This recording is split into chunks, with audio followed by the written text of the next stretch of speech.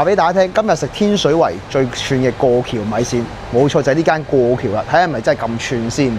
啱啱我屎不行就同大家偷食咗2隻餃子，40蚊咁大碟，有4隻餃子，我覺得係抵嘅。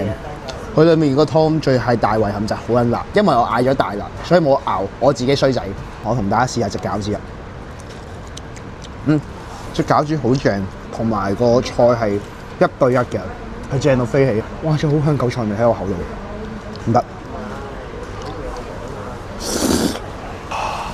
我而家發覺偷食嘅結果咧係會辣親嘅，因為啱啱飲咗啖大辣湯，辣到佢飛起，辣到我食唔到。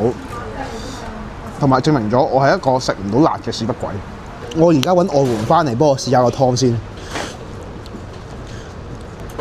你覺得辣唔辣啊？其實都勁嘅喎，我食辣專家嚟講，我都覺得呢個都有翻咁上下。即刻睇下先。唔得，我一定要揾境內勢力去飲翻支水先。Thank you 啊！唔係咧，我一定會辣死嘅。我做一個識講廣東話嘅人咧，係食唔到辣嘅，所以我要將佢變成湯麵。